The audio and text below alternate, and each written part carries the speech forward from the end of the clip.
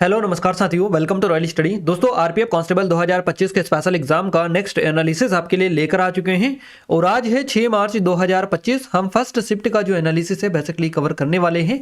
100% authentic और real question जो आपके एग्जाम में आज पूछे गए हैं बेसिकली इस वीडियो में कवर करने वाले हैं। और अगर आप चाहते हैं कि इन वीडियोज़ की प्रॉपर तरीके से पीडीएफ भी आपको मिल पाए तो एप्लीकेशन को डाउनलोड कर लीजिएगा। स्टडी मटेरियल में आपको पीडीएफ मिलेगी, जाकर चेकआउट कर सकते हैं। टेलीग्राम चैनल ग्रुप को ज्वाइन कर लीजिएगा। जो भी करंट की अपडेट होती है और जो भी एग्जाम से रिलेटेड अपडेट होती है सबसे पहले हम टेलीग्राम पर अपडेट करते हैं, तो आप जरूर से एक बार ज्वाइन कर लीजिएगा। क्लियर है। और गाइज, आगामी दिनों में अगर आपका एग्जाम है किसी भी दिन किसी शिफ्ट में, तो आप हमें इन नंबर पर क्वेश्चन सेंड कर सकते हैं जो कि हम टेलीग्राम पर सेंड करते हैं। इसके अलावा आप हमें यहाँ पर भी डायरेक्टली बता सकते हैं इस लिंक पर क्लिक करके कि आपकी एग्जाम कब है, किस दिन किस शिफ्ट में है, ताकि हम यहाँ से आपकी ज़्यादा हेल्प कर पाएँ, है ना। तो आप जरूर से बताइएगा कि आपकी एग्जाम कब है। डिस्क्रिप्शन में हमने लिंक डाली है, वहां से जाकर हमें सीधे बता सकते हैं। आइए स्टार्ट करते हैं आज के जीके जीएस करंट अफेयर के हमारे पहले प्रश्न से। गाइस, पहला क्वेश्चन आज पूछा गया, हरित क्रांति के समय जो है भारत के प्रधानमंत्री कौन थे? तो हरित क्रांति के समय भारत के प्रधानमंत्री थे लाल बहादुर शास्त्री। भारत में हरित क्रांति के समय लाल बहादुर शास्त्री भारत के प्रधानमंत्री थे और भारत के तीसरे प्रधानमंत्री थे।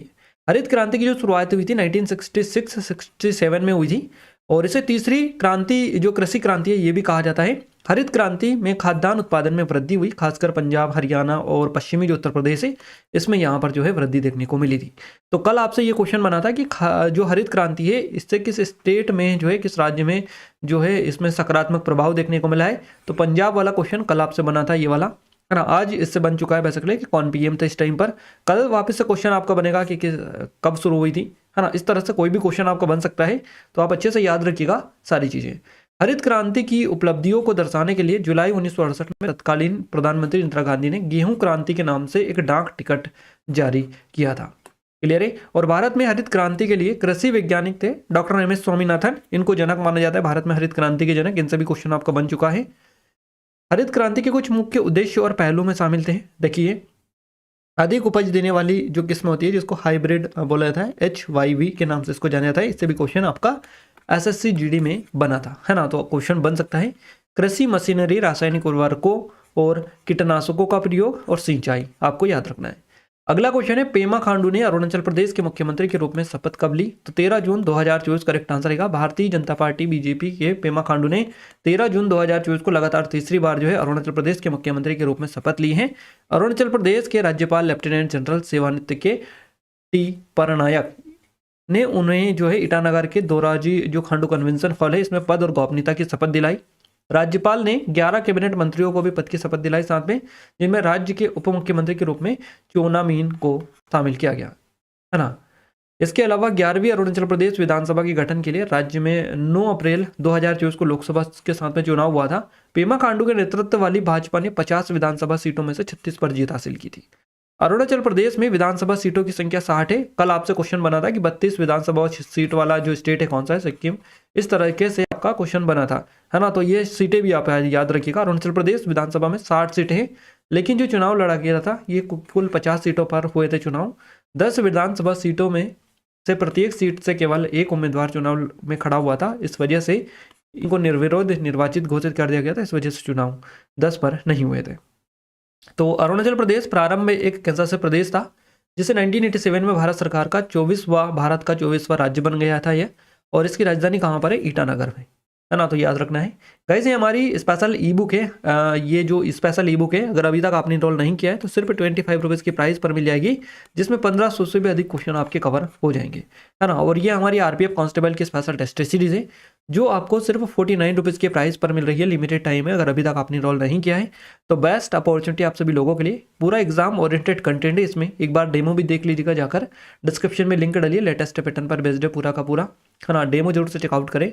और ये नंबर है, कोई डाउट है कुछ क्वेरीज है तो कांटेक्ट भी कर सकते हैं, है ना। अधिक जानकारी के लिए आप एप्लीकेशन को डाउनलोड करके वहाँ पर इसकी पूरी डिटेल चेक कर सकते हैं। और इसके अलावा हमारी RRB NTPC, RRB group D, SSC CGL, SSC CHSL और SSC MTS के लिए भी अवेलेबल है। तो इनकी भी लिंक डिस्क्रिप्शन में आपको मिल जाएगी। ये हमारी मध्य प्रदेश एग्जाम के लिए स्पेशल है ना। तो इनकी लिंक आपको डिस्क्रिप्शन मिलेगी, एक बार जाकर जरूर से चेकआउट कर लीजिएगा। अगला क्वेश्चन पूछा गया, विटामिन की खोज कब हुई थी? इस तरह से क्वेश्चन बना है तो 1912 करेक्ट आंसर हो जाएगा। विटामिन की जो खोज है 1912 में हुई थी। स्वास्थ्य और रोग के बारे में हमारी समझ में विटामिन की खोज एक प्रमुख वैज्ञानिक उपलब्धि थी। तो 1912 में कोसिमिर फंक ने मूल रूप से विटामिन शब्द जो है ये बेसिकली गढ़ा था। फंक का नाम इनसे जोड़ा जाता है ना। विटामिन थेरेपी का जनक इनको माना जाता है। प्रमुख लक्षणहीनता से संबंधित विटामिन पर शोध तब शुरू हुआ जब रोग का रोगाणु सिद्धांत प्रमुख था और हठधर्मिता ने माना कि केवल 4 पोषक कारक आवश्यक थे: प्रोटीन, कार्बोहाइड्रेट, वसा और खनिज। अगला क्वेश्चन बना है, भारतीय रिजर्व बैंक आरबीआई के देश भर में कुल कितने क्षेत्रीय कार्यालय हैं? तो 29 करेक्ट आंसर रहेगा। भारतीय रिजर्व बैंक ने देश भर में कुल 29 क्षेत्रीय कार्यालय है आरबीआई के। ज्यादातर कार्यालय राज्यों की राजधानियों में स्थित है। ये कार्यालय क्षेत्रीय स्तर पर आरबीआई के कामकाज में महत्वपूर्ण भूमिका निभाते हैं। तो आरबीआई के केंद्रीय कार्यालय की जो शुरुआत हुई थी कलकत्ता में हुई थी। 1937 में इसे स्थायी रूप से मुंबई में शिफ्ट किया गया था और केंद्रीय कार्यालय में ही गवर्नर बैठते हैं और नीतियों को तैयार करते हैं। तो आरबीआई की स्थापना हुई थी 1 अप्रैल 1935 को। Reserve bank of India act था 1934 इसके तहत। अगला क्वेश्चन है, 2024 में पीएम मोदी ने कितने देशों की यात्रा की? तो 15 देशों की यात्रा की थी। प्रधानमंत्री मोदी ने 2024 जो पूरा साल है इसमें 15 विदेश यात्राएं की थी, देशों की यात्राएं की थी इन्होंने। भारत के साथ उनके संबंध मजबूत बनाए थे, है ना। तो प्रधानमंत्री मोदी ने साल 2024 में 15 देशों की यात्रा की और प्रधानमंत्री नरेंद्र मोदी ने 10 जुलाई 2024 तक कुल 79 विदेश यात्राएं ये बेसिकली अभी तक कर चुके हैं, है ना, 10 जुलाई 2024 तक। अगला क्वेश्चन है, भारत को संविधान निर्माण में सबसे ज्यादा जो सहयोग और प्रेरणा मिली किस देश से मिली? तो ये ब्रिटेन से मिली है। ब्रिटेन से भारत को संविधान निर्माण में सबसे अहम और सबसे ज्यादा सहयोग और प्रेरणा मिली। खासकर संविधान की संरचना, कानूनी व्यवस्था के मामले में भारत का संविधान ब्रिटिश संविधान से कई पहलुओं में प्रभावित था, है ना। बात करें, देखिए भारत का संविधान संसदीय प्रणाली से प्रेरित था जो कि ब्रिटेन में लागू है ना। ब्रिटिश मोनार्की और संवैधानिक जो प्रथाएं हैं इनने भारतीय संविधान में संरचना और संचालन के लिए मार्गदर्शन दिया। कानूनी व्यवस्था और अधिकारों की सुरक्षा में ब्रिटिश प्रभाव महत्वपूर्ण हुए, जैसे कि कानूनी परंपराएं और फ्रीडम ऑफ स्पीच के उदाहरण है। ये ब्रिटेन से ही बेसिकली इनको इंस्पायर्ड है भारतीय संविधान में। क्लियर है। आइए नेक्स्ट बात करते हैं अगले क्वेश्चन की। अगला जो क्वेश्चन है, भारतीय संविधान का जो आर्टिकल 40 है इससे क्वेश्चन बना है। अनुच्छेद 40 किससे संबंधित है? तो ग्राम पंचायत का जिक्र इसमें किया गया है। भारतीय संविधान का अनुच्छेद 40 ग्राम पंचायत के संगठन से संबंधित है और यह प्रकट करता है कि राज्य ग्राम पंचायतों को व्यवस्थित करने के लिए कदम उठाएगा। इसके अलावा उन्हें ऐसी शक्तियां और अधिकारों से संपन्न करता है जो उन्हें स्वशासन के इकाइयों के रूप में कार्य करने में सक्षम बनाएंगे, है ना। तो इस तरीके से ये चीजें हुई है, आपको याद रखना है। अगला क्वेश्चन है हमारा, 2011 की जनगणना के अनुसार भारत में पुरुष साक्षरता दर क्या थी? तो ये थी 82.14%। याद रखिएगा 82.14%। साक्षरता जनसंख्या का एक बहुत ही महत्वपूर्ण गुण है। साक्षरता का निम्न स्तर आर्थिक सुधार में एक गंभीर बाधा है। 2011 की जनगणना के अनुसार 7 वर्ष या उससे अधिक आयु का व्यक्ति जो किसी भी भाषा में समझ के साथ पढ़ लिख सकता है साक्षर बेसिकली माना जाता है ना। तो भारत की साक्षरता की विशेषताएं 2011 के अकॉर्डिंग, 2011 की जनगणना के परिणामों से पता चला कि देश में साक्षरता में वृद्धि हुई है। देश में साक्षरता है 74.04%, है ना। तो अधिक सटीक रूप से पुरुषों के लिए अगर आपसे पूछा जाए तो 82.14% है, महिलाओं के लिए 65.46%। तो अगर अलग अलग पूछी जाए तो बता दीजिएगा। और कुल आपका देश की अगर टोटल पूछी जाए तो 74.4% है आपका, याद रखना है। नेक्स्ट क्वेश्चन है, झांसी की रानी लक्ष्मीबाई का जन्म कहां पर हुआ था? वाराणसी में हुआ था। झांसी की रानी लक्ष्मीबाई का जन्म हुआ था 19 नवंबर 1828 को वाराणसी के अस्सी घाट में हुआ था, है ना।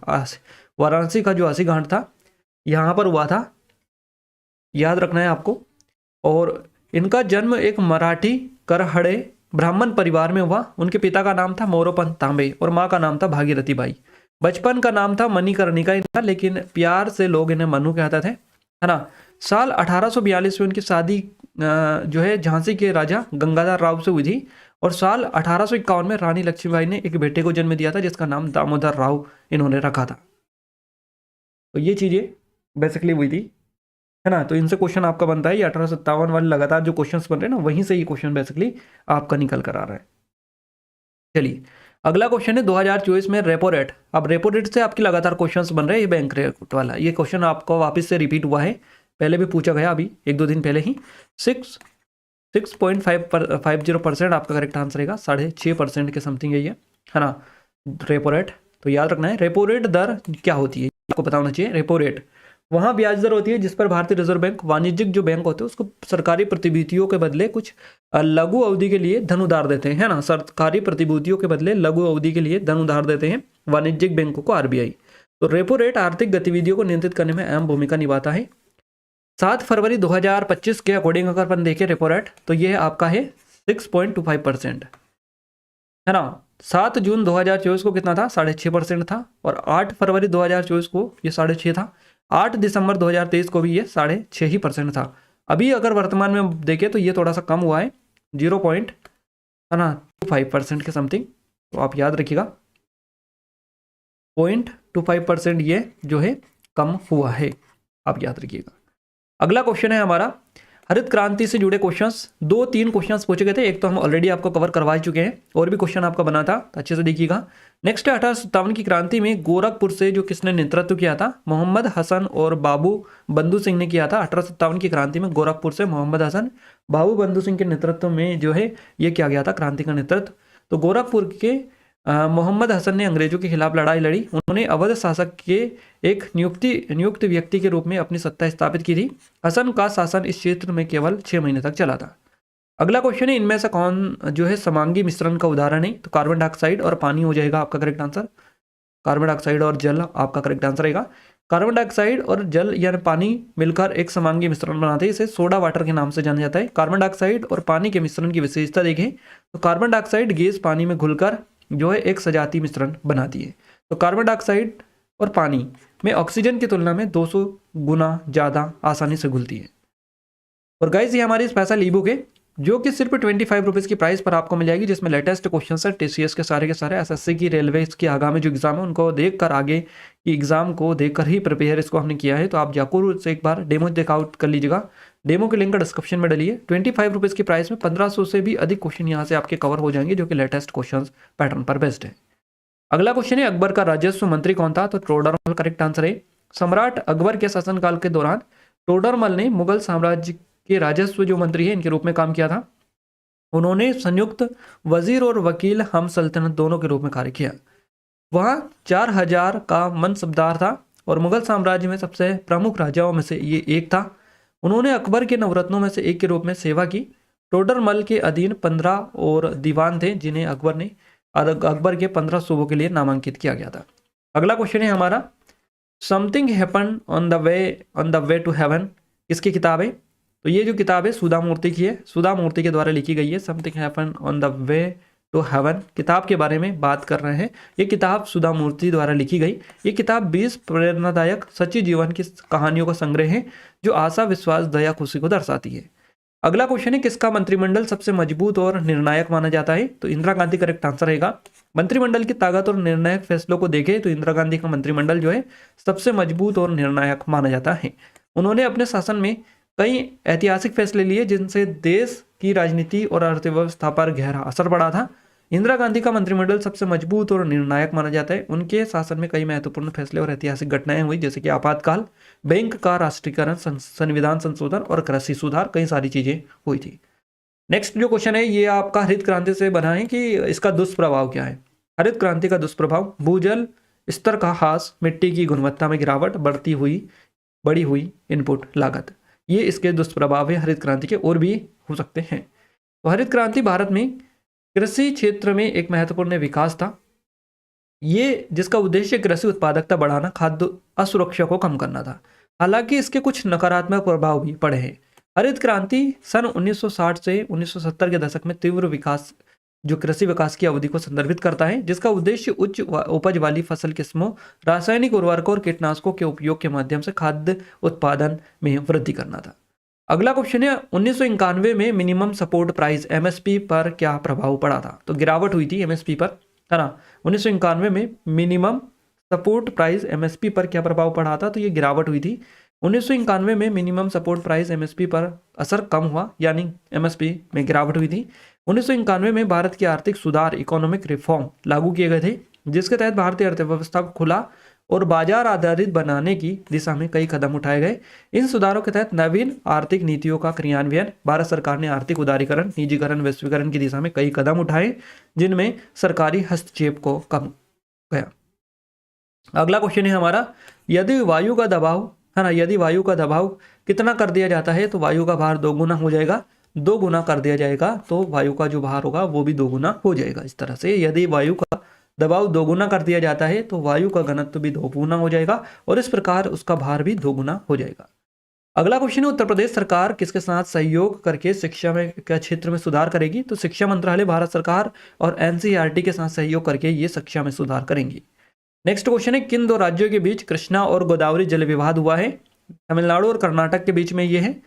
कावेरी, जिसे कावेरी के नाम से जाना जाता है, कर्नाटक तमिलनाडु राज्यों से होकर बहती है। कावेरी नदी कर्नाटक राज्य के कोडागु जिला है, इसके पश्चिमी घाट में ब्रह्मगिरी श्रेणी के तल कावेरी में समुद्र तल से 1341 मीटर की ऊंचाई पर और बंगाल की खाड़ी से जो है में आने में लगभग 800 किलोमीटर पहले ये बहती है। तो इसके बारे में याद रखिएगा। और ये जो विवाद इन दोनों स्टेट के बीच में है।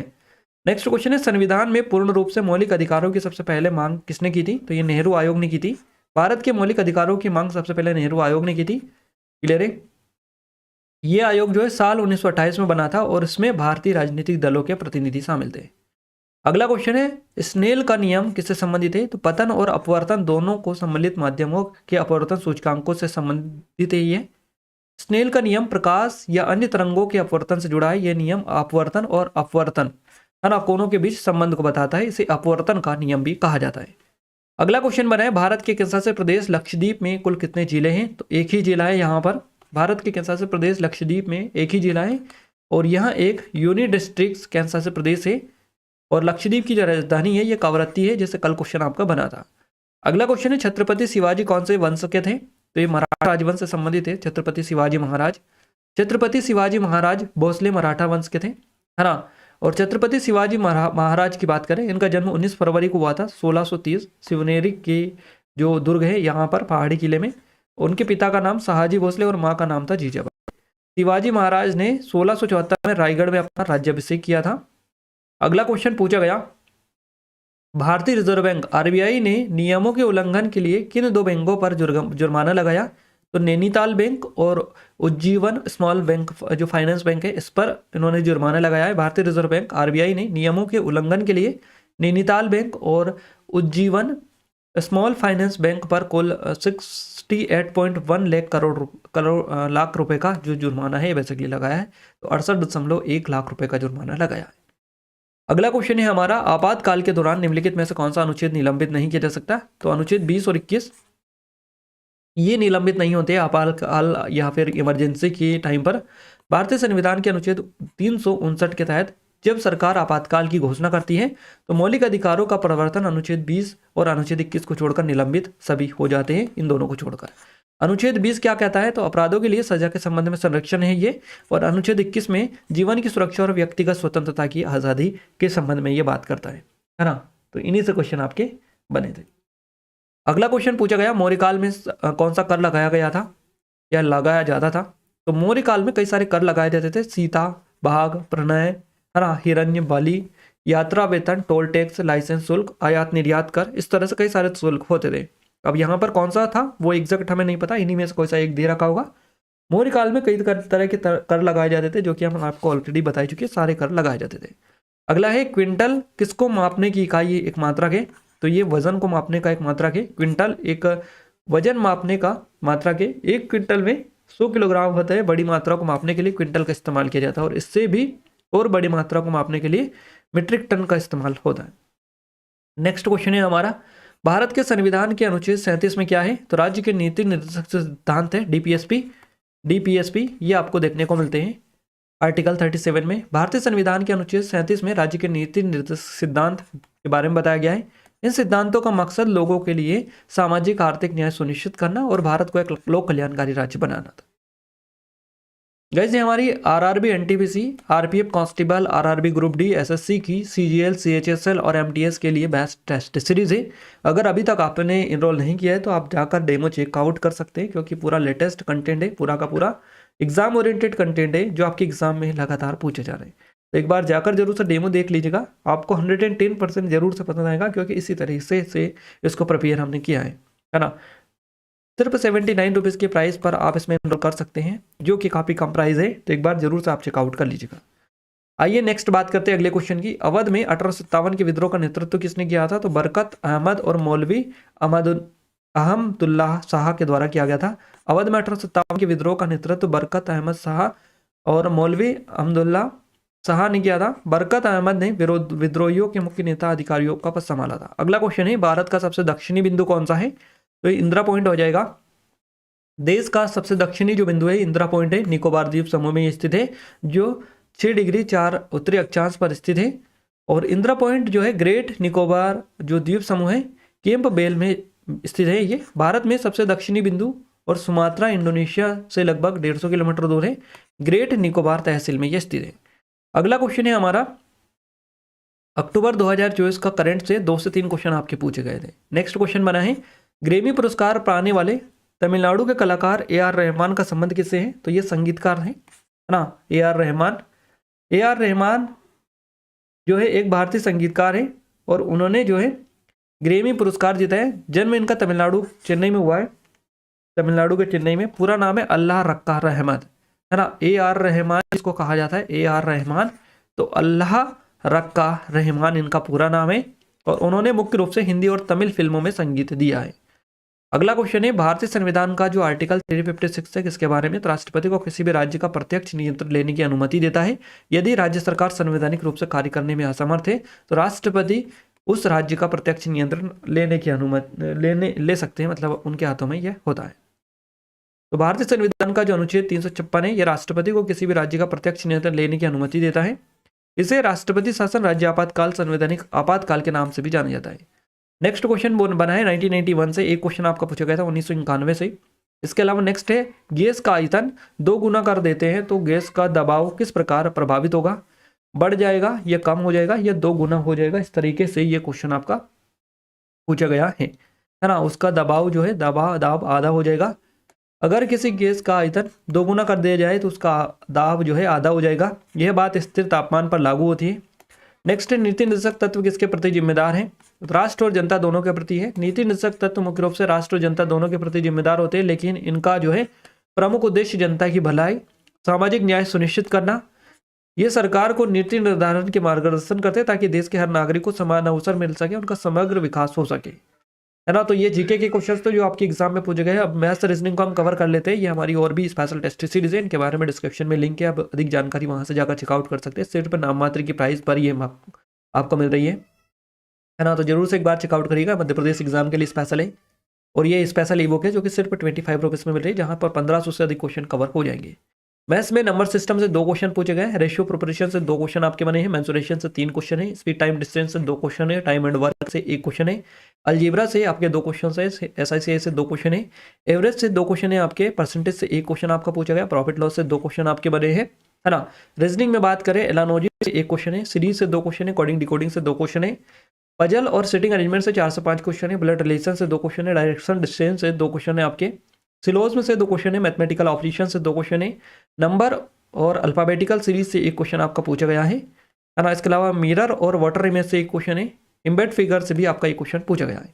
तो इस तरीके से ये क्वेश्चन आपके एग्जाम में पूछे गए, जो आपको अच्छे से कवर कर लेना है, जो टॉपिक आपके एग्जाम में पूछे गए, है ना। हमने जितने भी क्वेश्चन हमें मिल पाए 100% ऑथेंटिक चीज़ें आपको बताने की है, जो भी आपके एग्जाम में पूछा गया है। अगर आगे आने वाले दिनों में आपका एग्जाम है तो क्वेश्चन जरूर सेंड करिएगा टेलीग्राम पर। सीधे हम मैसेज डाल देते जैसे ही शिफ्ट छूटती है तुरंत उसके बाद में, तो आप हमें टेलीग्राम पर सीधे जाकर जैसे ही एग्जाम छूटे तुरंत से क्वेश्चंस बता सकते हैं, ताकि हम आपके लोगों की ज़्यादा हेल्प कर पाए। क्लियर है।